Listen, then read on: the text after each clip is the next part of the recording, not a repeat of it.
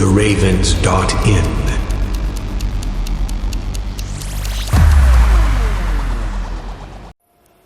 Theorem 1 में हमने देखा था कि पीरियोडिक फंक्शन का लाप्लास ट्रांसफॉर्म कैसे फाइंड करना है।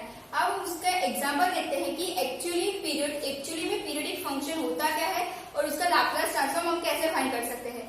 सबसे पहले हमने जो डेफिनेशन के थ्रू लाप्लास ट्रांसफॉर्म फाइंड किया था वो फंक्शन डिफाइनाइट था 0 to इंफिनिटी इंटरवल के लिए। यहाँ पे 0 to इंफिनिटी इंटरवल नहीं होगा, यहाँ पे कोई एक पीरियड दिया गया होगा और उस पीरियड में आपको वो फंक्शन डिफाइन होगा और उस फंक्शन का आपको लाप्लास ट्रांसफॉर्म फाइंड करना है।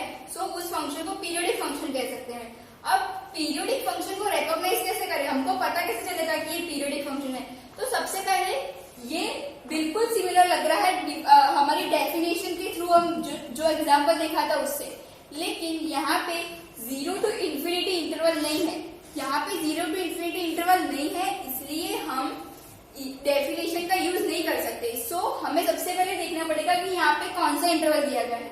यहाँ पे है 0 to 2π/ω। अब इंफिनिटी तो है नहीं यहाँ पे, तो अब देखना है कि 2π/ω हमारा फंडामेंटल पीरियड है या नहीं। तो यहाँ पे कंडीशन दी गई है f(t) + 2nπ/ω = f(t). और यहाँ पे अगर हम ये n की वैल्यू को निग्लेक्ट करते हैं तो हमारा फंडामेंटल पीरियड क्या होगा 2π/ω। सो हमें पता चलेगा कि 0 to 2π/ω में ये फंक्शन पीरियोडिक फंक्शन है। अब पता चल गया कि पीरियोडिक फंक्शन है, अब उसका लाप्लास ट्रांसफॉर्म कैसे फाइंड करते हैं। तो एग्जांपल से हमें ये फाइंड करना है। सबसे पहले हमें बताना पड़ेगा कि ये पीरियोडिक फंक्शन है और उसके पीरियड के साथ। तो सबसे पहले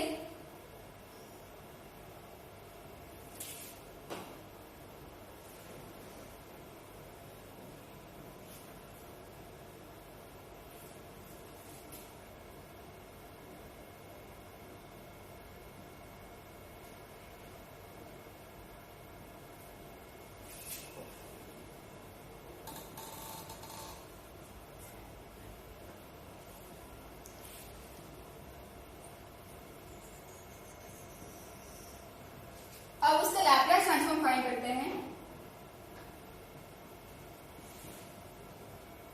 वो हमने जो फॉर्मूला थ्योरम 1 में डिराइव किया था वो यूज होगा यहाँ पे लैप्लास ट्रांसफॉर्म फाइंड करने के लिए for the periodic function.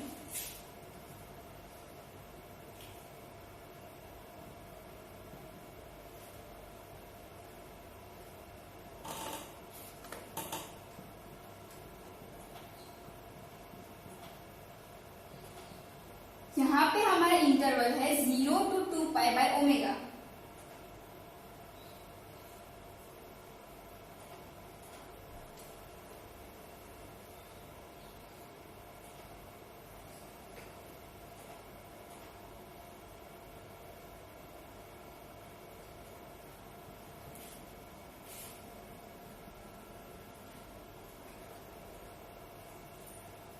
Interval दो सब इंटरवल में डिवाइड है, 0 to π/ω और π/ω to 2π/ω। तो यहाँ पे भी डिवाइड करना पड़ेगा।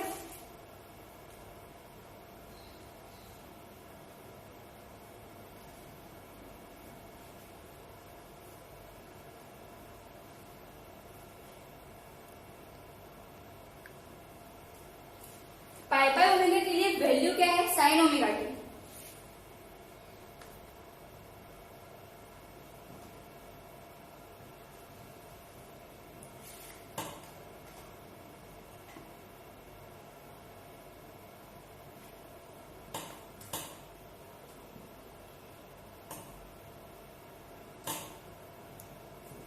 और π/ω और 2π/ω के बीच में है 0। ये वाला टर्म 0 हो जाएगा। अब सिर्फ इस वाले टर्म के लिए फाइंड करना है।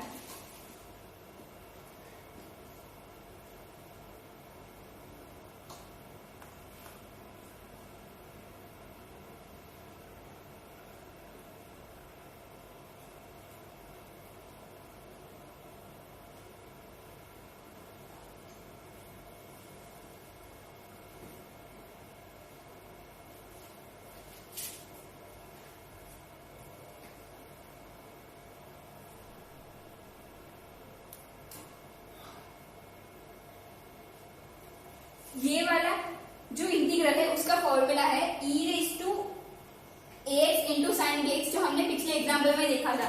अब हम उसका सॉल्यूशन देखते हैं। सबसे पहले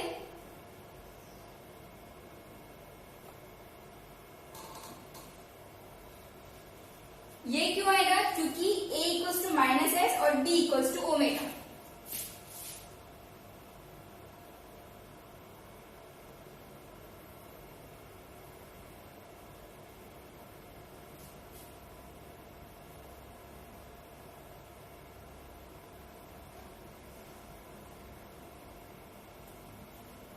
ये हमारा सिंप्लीफिकेशन है। अब t की जगह पे यहाँ पे हम सब वैल्यूज रखते हैं।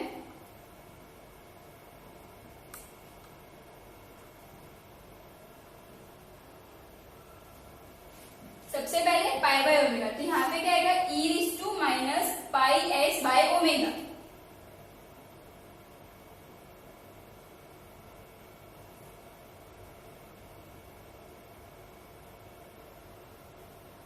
यहाँ पे पाई बाय ओमेगा रखते हैं t की जगह पे, तो क्या आएगा, sine omega pi by omega, मतलब साइन पाई, और साइन पाई की वैल्यू 0 है, मतलब यहाँ पे फर्स्ट टर्म 0।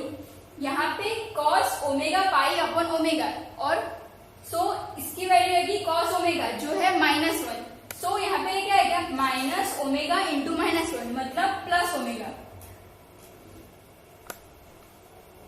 अब 0 रखते हैं, e रेज़ टू -0, मतलब e रेज़ टू 0 1 आएगा।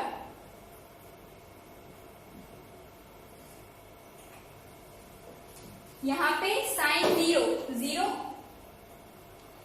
यहाँ पे कॉस 0 1, माइनस ओमेगा। अब यहां से omega upon L square plus omega square को कॉमन निकालते हैं।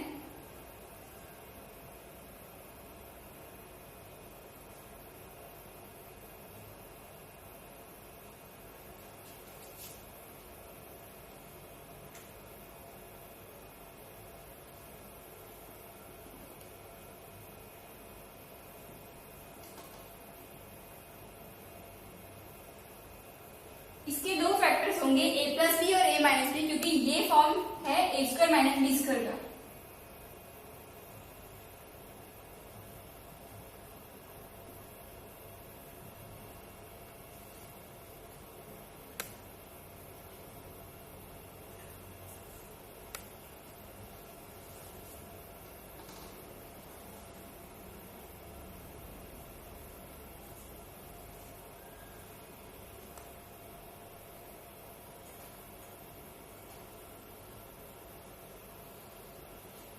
ये और ये कैंसिल हो जाएगा।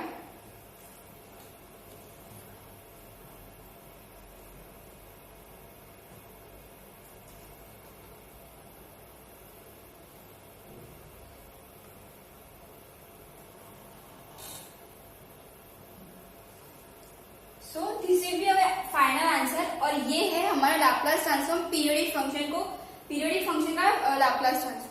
Our next topic is linearity property, which is Laplace of k1 f1t plus k2 f2t up to kn fnt equals to k1 Laplace of f1t plus k2 Laplace of f2t up to kn Laplace of fnt। यहाँ पे k1 k2 up to kn सब constants है, और f1t f2t up to fnt वो है functions which are of t। मतलब अगर हमें कॉम्प्लेक्स फंक्शन दिए गए हैं एडिशन में, तो हम उनका अलग अलग लाप्लास ट्रांसफॉर्म फाइंड कर सकते हैं और देन उनको ऐड कर सकते हैं। अब Laplace transform of some standard function, बहुत सारे स्टैंडर्ड फंक्शन हैं जिसके लाप्लास ट्रांसफॉर्म के हमको डायरेक्ट फॉर्मूलाज दिए गए हैं जो डेफिनेशन से फाइंड हुए हैं, लेकिन हमें उसको याद रखना पड़ेगा। सबसे पहले Laplace of t raise to n which is n factorial upon s raise to n plus 1, और gamma n plus 1 upon s raise to n plus 1 where n is the positive integer. अब find करते हैं कि ये formula कैसे derive हुआ। By definition ही हमें सब फॉर्मूलाज डिराइव करने हैं। यहाँ पे हमने डेफिनेशन लिखी for the function f of t 0 to infinity e raise to minus st f t dt। अब हमारा फंक्शन यहाँ पे क्या है, t रेज़ टू n है, मतलब f ऑफ t की जगह पे t raise to n। Zero to infinity e raise to minus s t t raise to n d t. Okay, अब s equals to s t ये हमें suppose करना है। So dx equals to s into d t होगा differentiation, then dt equals to 1/s dx। अब हमें हमारे interval की जो बाउंड्रीज है वो चेंज करनी पड़ेगी। सो सबसे पहले यहाँ dt मतलब t की वैल्यू 0 है। अगर यहाँ पे t की वैल्यू 0 लेंगे तो s की वैल्यू 0 होगी, और यहाँ पे है इंफिनिटी, अगर इंफिनिटी लेंगे तो x की वैल्यू इंफिनिटी होगी। Okay, so t equals to 0 so x equal to 0 and t equals to infinity so x equals to infinity.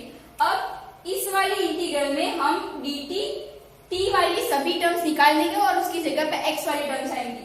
So 0 to infinity, x वाली limit 0 to infinity, then e raise to minus x because s t equals to x, e raise to minus x, t की जगह पे x upon s यहाँ पे आएगा। So t equals to x upon s और dt equals to 1/s dx। Okay, then s यहाँ पे हमारा कांस्टेंट है। So e raise to minus x raise to n upon s raise to n 1/s dx। यहाँ पे क्या होगा 0 to infinity e raise to minus x raise to n upon s raise to n plus 1 and then dx। अब ये वाला constant है तो ये इंटीग्रेशन के बाहर आ जाएगा। So 1/s raise to n plus 1 0 to infinity e raise to minus x raise to n dx। लेकिन यहाँ पे n प्लस 1 माइनस 1 क्यों किया है हमने, बिकॉज ये गामा n का फॉर्मूला है। गामा n का फॉर्मूला क्या है, gamma n equals to 0 to infinity e raise to minus x raise to n minus 1 dx। लेकिन यहाँ पे अगर हमें ये फॉर्म बनाना है तो यहाँ पे सिर्फ था x रेज टू n, सो यहाँ पे प्लस 1 n माइनस 1। सो ये फॉर्मूला किसकी हुई, गामा n प्लस 1 की हो गई, बिकॉज यहाँ पे n था। सो ये गामा n का फॉर्मूला था, यहाँ पे n प्लस 1 है तो ये गामा n प्लस 1 का फॉर्मूला है। ओके, सो दिस इज ये पूरा जो है वो गामा n प्लस 1 का फॉर्मूला है। सो यहाँ पे आ गया gamma n plus 1 upon s raise to n plus 1 और gamma n plus 1 equals to n factorial है। सो यहाँ पे n factorial upon s raise to n plus 1। So ये है t रेज टू n का लाप्लास ट्रांसफॉर्म फाइंड करने का formula और उसका प्रूफ। अब बाकी सिमिलर बहुत सारे ऐसे स्टैंडर्ड फंक्शंस हैं जिसका हम लाप्लास ट्रांसफॉर्म ऐसे फॉर्मूला से फाइंड कर सकते हैं और वो हमने नोट्स में डिस्क्राइब किया हुआ है।